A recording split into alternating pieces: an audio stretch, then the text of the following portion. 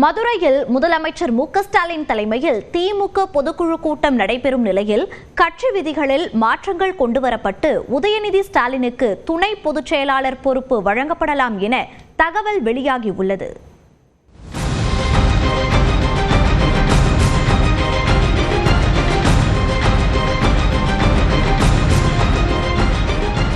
மதுரை உத்தங்குடியில் முதலமைச்சர் மு.க.ஸ்டாலின் தலைமையில் திமுக பொதுக்குழு கூட்டம் நடைபெறுகிறது.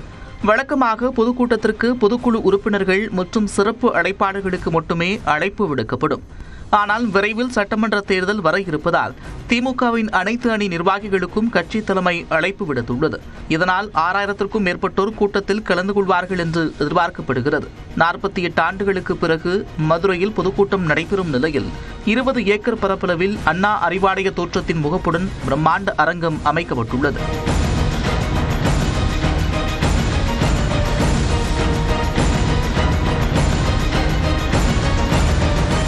கூட்டத்தில் பங்கேற்க வருபவர்களுக்கு அசைவ சைவ உணவுகளில் தலா 24 என மொத்தம் 48 வகையான உணவுகள் தயாரிக்கப்படுகின்றன. பொதுக்குழு கொடியேற்றுவதற்காக செயற்கை நீரூற்றுடன் கூடிய 100 அடி உயர கொடிக்கம்பம் நிறுவப்பட்டுள்ளது.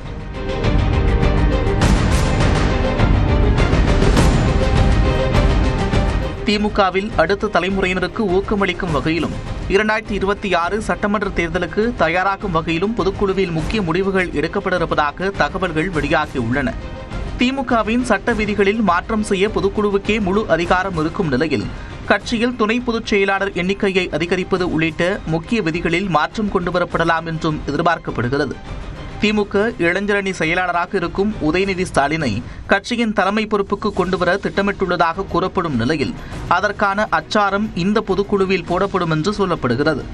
அதிமுக பாஜக கூட்டணி அமைத்திருக்கும் நிலையில் தென் மாவட்டங்களில் வரும் தேர்தலில் அதிக இடங்களை பெறுவது குறித்து பொதுக்குழு உறுப்பினர்களுக்கு திமுக தலைவரும் முதலமைச்சருமான மு.க.ஸ்டாலின் ஆலோசனை வழங்குவார் என்றும் தெரிகிறது. மத்திய அரசுக்கு எதிரான தீர்மானங்களும் பல்வேறு திட்டங்களை தமிழகத்தில் செயல்படுத்தி வரும் முதலமைச்சருக்கு பாராட்டு தெரிவித்தும் தீர்மானங்கள் நிறைவேற்றப்படுகின்றன.